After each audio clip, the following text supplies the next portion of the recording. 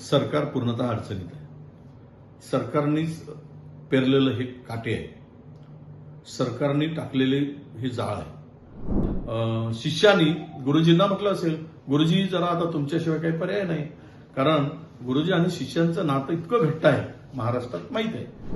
घटना घडल्यानंतर इंटरनेट बंद करताय, पूर्वी का केलं नाही हा विषय येतो. आणि म्हणून याला जबाबदार हे सर्वतः हे सरकार या घटनांना बढावा देतो का? महाराष्ट्राच्या राजकारणात एक मोठी बातमी आज आपल्या सगळ्यांना पाहायला मिळाली. मराठा आंदोलनाचं उपोषण मनोज जरांगे पाटील यांचं सुरू होतं. त्यावेळी संभाजी भिडे गेले आणि त्यावेळी त्यांनी सांगितलं की मुख्यमंत्री आणि दोन्ही उपमुख्यमंत्री आरक्षण हे देणार म्हणजे देणार ही भूमिका त्यांनी या ठिकाणी व्यक्त केली. आणि मराठा आंदोलन जे आहे ते आता पुढे जबाबदारी जी आहे ती आमच्यावर सोपं अशी देखील भूमिका त्यांनी मांडली. आपल्यासोबत विरोधी पक्ष नेते आहे विजय वडेट्टीवार, आपण त्यांच्याशी चर्चा करणार आहोत. आंदोलन जे आहे मराठा आंदोलन च्या बरोबर राज्यामध्ये धनगर आरक्षणाचं आंदोलन सुरू झालं, ओबीसी आंदोलन सुरू झालं. आंदोलन पूर्ण महाराष्ट्रभर पेटलेले आहेत. सगळे आंदोलन महाराष्ट्रभर पेटलेले आहेत. कुठेतरी सरकारला अपयश आलं होतं. हे बघा, सरकार पूर्णतः अडचणीत आहे. सरकारनेच पेरलेलं हे काटे आहे. सरकारने टाकलेले हे जाळ आहे. आरक्षणाचा मुद्दा तुम्ही चौकटीमध्ये, संविधानाच्या कायद्याच्या चौकटीमध्ये न बसणारं तुम्ही देऊन त्या लोकांची फसगत केली.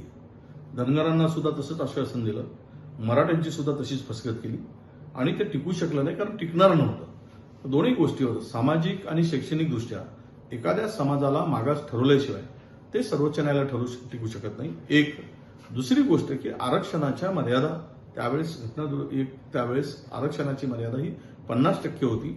तुम्हाला देत असताना तुम्ही जे काही ते आरक्षण दिलं हे चुकीचं होतं, नियमबाह्य होतं.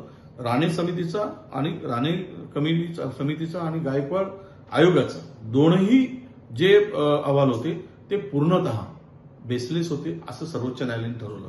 त्याच आपल्या सुप्रीम कोर्टाने ठरवलं. सर्वोच्च न्यायालयाने हे ठरवल्यानंतर ज्या वेळेस हेही सांगितलं परत तुम्ही हे मागासलेपणा सिद्ध केल्याशिवाय येऊ नका, हे सुद्धा सुप्रीम कोर्टाने फाइंड आउट केलं. अशा परिस्थितीमध्ये तुम्ही हे जे आंदोलन पेटलं त्यावेळेस जर जरांगे पाटील बसले होते तर लाठीमार चार्ज करायची काय गरज होती? आणि तोही अमानुषपणे कोणी करायला लावलं? कशासाठी झालं? आणि हे झाल्यानंतर कारण काय? तर इंडियाला जी बैठक मुंबईत झाली त्यातून त्यांना प्रसिद्धी मिळू नये, इंडियाची न्यूज चालू नये, इंडिया आघाडीची, आणि म्हणून ते केलंय. ते अंगलट आलं. आता अंगलट आलंय करणारे सरकार कोणाची? ज्या सरकार आहे तेच सरकार आज ते आंदोलन समाप्त करायला पाहिजे, त्यांची जबाबदारी आहे. आंदोलन देणं, आपलं आरक्षण देणं ही सुद्धा सरकारची जबाबदारी आहे. म्हणून मला एवढंच सांगायचं आहे की ते आंदोलन उभं करणारी सुद्धा, त्याला तूल देणारी हीच मंडळी होती. आता समाप्त करण्याची जबाबदारी सुद्धा त्यांचीच आहे. आज संभाजी भिडे त्या ठिकाणी गेले आणि अनेकांच्या भुवया ज्या आहेत त्या उंचावल्या होत्या की हे आंदोलन, ते म्हणाले की माझ्याकडे याची जबाबदारी. पण बरोबर आहे. आता शिक्षण असं आहे की गुरुजी विद्यार्थ्यांना पाठवतात, पण विद्यार्थी गुरुजींना पाठवले असावे संपवायला, कारण कुठलंच आता चालू नाही, सरकारचा उपाय चालला नाही. आणि अशा परिस्थितीमध्ये विद्यार्थ्यांनी शिष्यांनी गुरुजींना म्हटलं असेल, गुरुजी जरा आता तुमच्याशिवाय काही पर्याय नाही, कारण गुरुजी आणि शिष्यांचं नातं इतकं घट्ट आहे, महाराष्ट्रात माहित आहे. आणि अशा परिस्थितीमध्ये गुरुजी जाऊन या विद्यार्थ्यांचं गुणगान घातलं असेल, पक्ष फोडणाऱ्यांचं, पक्षातून बाहेर पडणाऱ्यांचं, नवीन सरकारसाठी वाटेल ते दुसऱ्यांच्या पक्षावर गल्ला मारणाऱ्यांचं, हे त्यांना इमानदार ठरवण्याचं काम गुरुजीकडे दिलं. गुरुजी इमानदारीने ते करून आले. पण आंदोलनकर्त्यांनी गुरुजीवर विश्वास ठेवला असेल तर त्यांना ते लखला.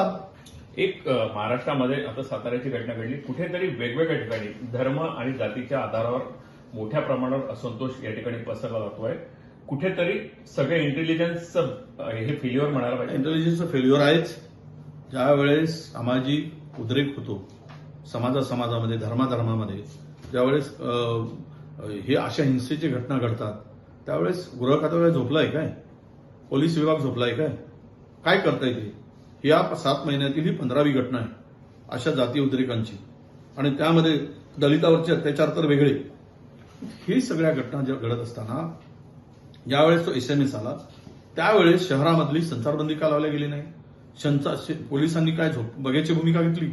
ज्यावेळेस ह्या आरोपीला पोलीस स्टेशनमध्ये आणलं गेलं, आणल्यानंतर पोलिसांचा पोलीस स्टेशन पुढे जमाव होता, त्यावेळेस तुरंत कर्फ्यू लावायला पाहिजे. तिथलं पूर्णतः सगळे इंटरनेट बंद करायला पाहिजे तुरंत. घटना घडल्यानंतर इंटरनेट बंद करताय, पूर्वी का केलं नाही हा विषय येतो.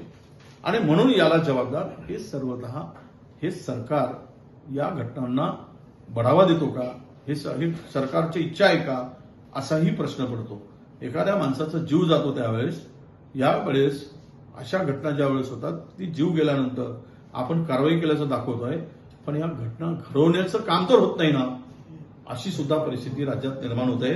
आणि याला हे सर्व थांबवायचं असेल तर गृह विभागाने गांभीर्याने घेण्याची गरज आहे. आणि गृह विभाग जर या संदर्भात गंभीर नसेल तर महाराष्ट्रामध्ये या उद्रेकाचं जबाबदार सुद्धा हे सरकार असेल.